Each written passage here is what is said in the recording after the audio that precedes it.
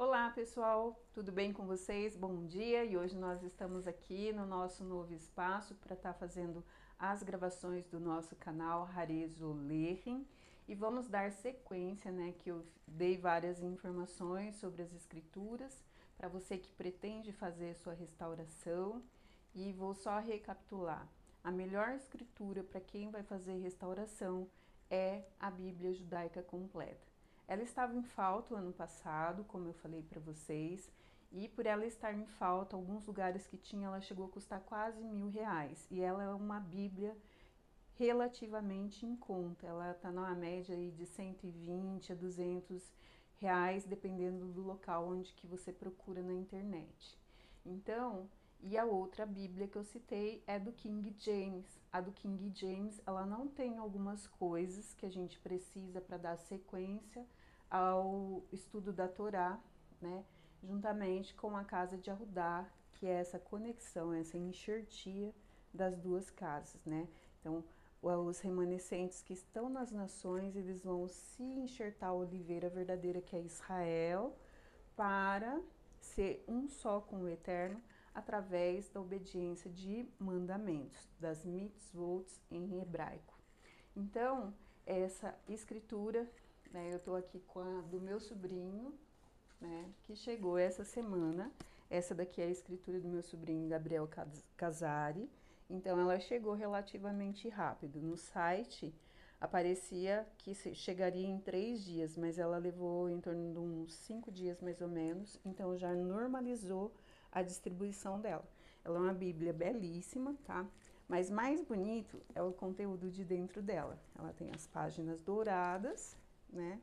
E a do King James, ela tem uma excelente tradução, mas não tem os ciclos, né? Que é a conexão que Yahshua fala. Não penseis que eu vim abolir a Torá e os profetas, eu vim cumpri-la. Então, sempre Yahshua, no Novo Testamento, ele está falando, né, da Torá e profetas, Torá e profetas. Quando você tem o conhecimento, através dos estudos, das parashotes, que são as porções anuais da Torá, porque o ano hebreu, o ano de acordo com o Criador, ele tem 360 dias. Então, nós começamos sempre o ciclo de leitura da Torá, com as Parashás e a Haftará, que é a conclusão dentro de profetas e Novo Testamento, aquele ciclo daquela porção dentro da lei que vai fazer conexão entre profetas e Novo Testamento. Ele começa sempre na festa de Sukkot, que você conhece como tabernáculos, e ele vai de uma festa de Sukkot a outra, quando inicia um novo ciclo de leitura para o próximo ano da Torá. Então, nós vamos completar o nosso estudo a respeito do tempo de castigo das duas casas. Torá significa instrução do Eterno para o seu povo, que você conhece como Sagradas Escrituras. Lembrando que Yahshua, ele era um jovem Iahudim, que você conhece como judeu. Só que a letra J, ela foi criada aí no século XV, a partir de 1500, mais ou menos, e a gente vai ver que é realmente para estar enganando aí com nomes errados os remanescentes que fazem parte da última geração, que é da geração da volta de Yahshua HaMashiach. Por quê? Porque a Torá diz que no poder de Yahshua HaMashiach, que no nome de Yahshua HaMashiach há poder. Então, nós precisamos fazer a restauração, inclusive, dos nomes verdadeiros. Então, um tempo de restauração de todas as coisas que está na Torá, que diz assim: é necessário que o céu detenha quem? Yahshua HaMashiach, até o tempo da restauração de todas as coisas. E tudo está no controle dele, e o tempo de castigo termina em 2008. Quem despertou antes de 2008, como vocês sabem do estudo anterior, faz parte da casa de Arudá, porque o tempo de castigo deles terminou antes de 2008. E quem despertou depois de 2008 pertence às outras tribos, o restante dos outros 11 filhos de Israel que está nas nações. Então, lembrando que tem árabe, judeu, né? Nós temos remanescentes em todas as tribos, línguas e nações da terra.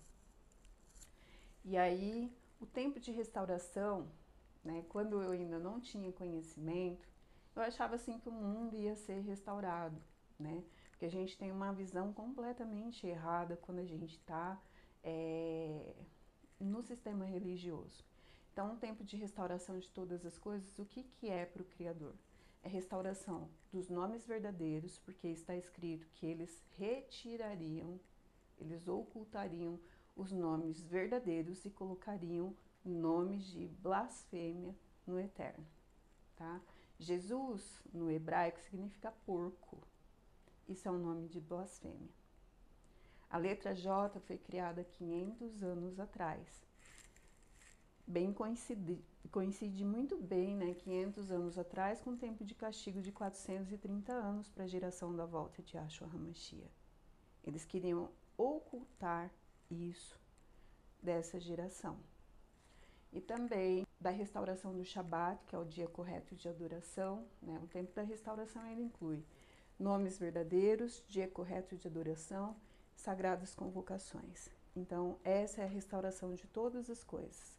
A união das duas casas mediante ao sacrifício de Yahshua HaMashiach, você aceitar Yahshua HaMashiach e você produzir frutos de arrependimento, ou seja, deixar a velha natureza, através da obediência de mandamentos, se enxertando na oliveira verdadeira que é Israel.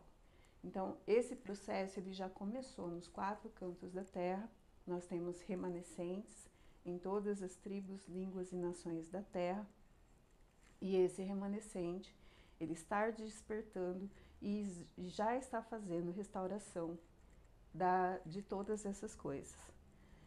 Através da restauração, nós compreendemos que nós nos enxertamos a oliveira verdadeira, que é Israel, o filho obediente, que é a casa de Judá, que ficou com os mandamentos, obedecendo mandamentos, e está escrito no livro do profeta Zacarias, que no final dos tempos todos tocarão na orla de um manto de um Yahudim, de um judeu, e vai pedir para que eles ensinem o caminho do eterno. Porque existem várias oliveiras, várias igrejas, mas só uma oliveira verdadeira, que é Israel. E nós, Paulo já tinha essa revelação, né, que ele fala assim: antes vocês eram estrangeiros à cidadania de Israel, ou seja, você não sabia nada de Israel, que são as festas, por que eles fazem uma coisa e a gente faz outra, né? Então, eles foram levantados para guardar o mandamento, eles têm o detalhe do mandamento, de como cumprir cada coisa. E Paulo diz assim que através do sacrifício de Yahshua HaMashiach, nós nos enxertamos a oliveira verdadeira para ser uma, né, uma só oliveira. A enxertia, né, completando ali o tempo de castigo e a união das duas casas e a profecia de Ezequiel 37, que o Eterno retiraria as ovelhas perdidas que estão nas nações. Ele sabe cada uma, quem que é, quem são essas pessoas, de qual ascendência ela vem. A gente desconhece, a gente conhece no máximo nossos avós e bisavós, mas a gente não sabe ao certo as nossas origens. Isso foi borrado, né, da nossa memória por conta desse tempo de castigo, mas ele sabe onde que está cada remanescente e ele está buscando, e essas pessoas vão sair do sistema religioso e elas vão precisar de todas essas informações aqui, né? Quando nossos antepassados deixaram de guardar mandamento, eles derrubaram o tabernáculo da casa de Israel, da casa de Davi. Então, o tabernáculo, o que ele guardava? Ele guardava a lei, a Shebet, a vara de Elohim Yahuwah Tsevaot, que é a Torá. Dentro do tabernáculo tinha a Arca da aliança qual que é? A lei, o cajado, que Shebet, de Arão, né? Que com o brotamento, né, que brotou nesse cajado, que é a Shebet, a vara, a autoridade, brotou um ramo de amêndoa, né, e os dois pães, né, aliança. Então, os pães, eles representam a palavra de Elohim, pão da vida eterna. Nós vamos completar esse estudo e depois nós vamos dar sequência. Como você vai guardar essas sagradas convocações, mas antes a gente vai dar vários detalhes de algumas coisas que são super importantes, principalmente para você que se sente meio deslocado fora da igreja.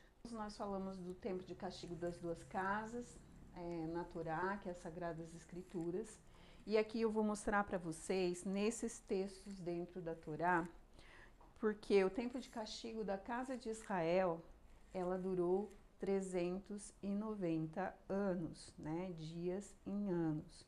E da casa de Yehudá, a princípio foi 40 anos e depois ele deu o mesmo tempo de castigo da irmã, que é a casa de Israel, para a casa de Yehudá. Aí Yehudá, ele cumpriu 430 anos de castigo, tempo total. Então, aqui nós temos uma informação importante. 430 anos da casa de Yehudá. Vou pôr um Y porque o J não existe, tá? Ele foi criado para esconder os nomes verdadeiros. E da casa de Israel, 390 anos. Casa de Israel termina em 2008. Casa de Yehudá termina antes de 2008. Nos estudos anteriores nós vimos isso. Então, em Gênesis, em Bereshit, no hebraico, que significa no princípio, no capítulo 6, versículo 8, nós temos a seguinte informação. O Eterno teve, depois quando ele viu toda aquela mistura que começou a acontecer ali no tempo de Noé, né, que isso desagrada muito ao Eterno, essa contaminação genética, ele disse assim que ele não contenderia com o homem muito tempo, porque ele lembra que o homem é feito de pó da terra. E aí, antes de Noé, até o tempo de Noé, as pessoas viviam quanto tempo? 1000 anos, né? 490 anos, enfim. Até esse período aqui de Noé, as pessoas viviam essa quantidade de tempo. Isso daqui vai voltar, tá? Como nos tempos de Noé será antes da volta do Filho do Homem. E aí tem uma passagem que fala a respeito disso, que no período antes da volta de Yahshua HaMashiach, quem morrer com 120 anos, que ainda vai haver morte, vai ser considerado uma criança que não completou os seus dias. Por quê? Porque na época de Noé, a idade era 1000 anos, 900 anos que as pessoas viviam. Então, você pegar essa faixa etária de idade, comparar com essa, vai ser uma criança realmente. Então, após o dilúvio, né, nessa fala, o Eterno já determina uma redução do tempo de vida da humanidade. Aqui, ele fala que ele não contenderia com o homem. Ele lembra que é pó, o homem é pó. Ele lembra como que o homem é feito, que é do pó da terra. E o que ele faz? Ele dá um tempo de vida de 120 anos. Aqui. Aí no Salmo 90, nós temos lá o salmo. Esse salmo é um salmo de Moshe, ele que escreveu o Salmo 90. Capítulo 11, versículo 12. Ele fala assim, que é para o Eterno, Elohim Yahuwah Tsevaot, ensinar ele a contar os dias, os nossos dias. Aí ele fala assim, é de 70 anos a existência, né, de uma pessoa, e ela pode chegar a 80 anos. Chegava, né, que a gente já tá vendo essa mudança, esse ajuste aqui, ó, como no tempo de Noé. Porque hoje nós vemos pessoas com 60 anos com muita vitalidade, e isso daqui, conforme for mudando, a gente vai voltar a rejuvenescer. então as pessoas vão voltar a viver mais. Então vocês, é por isso que tem todos esses ajustes aí, que o sistema ele sabe de todas essas informações, porque quem está no sistema, por trás do sistema, são os descendentes de Caim. Então eles sabem disso daí e por isso toda a dificuldade para a aposentadoria, porque as pessoas vão rejuvenescer e elas vão viver mais tempo. Ainda vai haver morte, tá? Mas quem morrer com 120 anos vai ser considerado uma criança. Então, aqui nessa passagem ele fala de 70 anos será a vida de um homem e com muita dificuldade chegaria a 80 anos, mas nós já estamos vendo a passagem para a volta de Noa, que nós já estamos nesse tempo, como nos tempos de Noa. Em Êxodo, capítulo 20, que significa Shemot no hebraico, que é nomes em hebraico, não é êxodo, saída, é nomes, o nome dos filhos de Israel que saiu do Egito.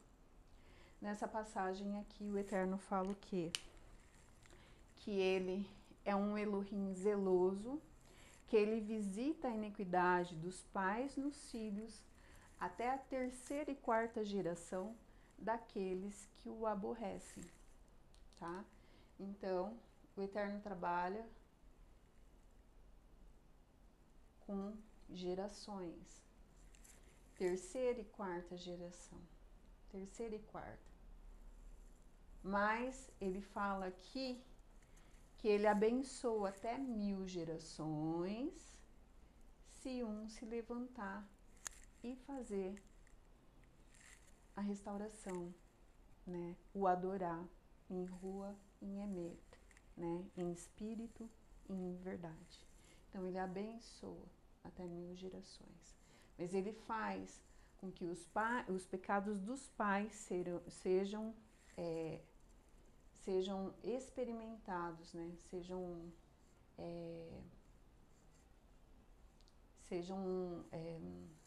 O pecado dos pais visitem os filhos até a terceira e quarta geração daqueles que aborrecem o Eterno. Então, assim, ele vai visitando de 4 em 4 até que um se levanta, né? Ele sempre levanta uma pessoa para a brecha da família. Então, aquela pessoa ali, ele vai trabalhar e a partir daí ele começa a romper toda a maldição hereditária. E isso vai ficar muito proeminente agora nesses tempos. A gente vai ver isso acontecendo muito com o remanescente, porque ele está levantando uma geração como nunca houve antes. Nós estamos numa pior era da igreja, né? Falando assim, a pior era da humanidade em termos de pecado. Mas ele, na palavra diz que ele vai levantar uma geração que vai querer Torá como nunca houve antes. E essa geração da volta dele, ela vai brilhar e resplandecer a luz dela nas trevas. Então, as pessoas vão ver o resplandecer da glória do Eterno no remanescente. Outra coisa, vocês estão vendo por aí a respeito de que está tendo avivamento lá na Europa, lá não sei na onde, não sei na onde, não sei na onde. Isso não é o que o Eterno tem para o final dos tempos, tá? Então, o que ele tem para o final dos tempos é a restauração. Então, ele vai se revelar para aquele que é remanescente. Então, todo esse tumulto que você vê nas ruas, isso não é o que denota a Torá, tá? Porque o que está mostrando é a união das duas casas, a guarda de mandamento, cada um vai estar guardando nas suas casas, tá? Tem essa passagem nos profetas, cada um vai estar guardando com as suas famílias nas suas casas, fazendo a restauração dos nomes verdadeiros, Shabat, sagradas convocações, cada um em suas casas, não vai ser dentro da igreja, tá? A igreja, ela vai receber pragas e castigos e quem estiver dentro dela vai participar dessas pragas e castigo, porque eles escondem a verdade. Então, eles fazem com que as pessoas erram, né? fazem as pessoas errarem, e o Eterno fala: meu povo perece por falta de conhecimento da minha palavra. Então a pessoa não lê, ela só vai lá, ou ela ouve trecho da palavra que interessa a ela, ou ela vai lá e pega um folhetim que já vem pronto. E as pessoas, infelizmente no Brasil, elas não gostam de leitura. Então, quando você abrir e ler, você se surpreende com todas essas informações aqui, tá? Então, tudo que eu tô passando tá dentro das escrituras. Eu oriento que vocês peguem essas passagens e que vocês verifiquem o que está escrito ali. Hare zo lehem. Isto é pão. Isto é Torá.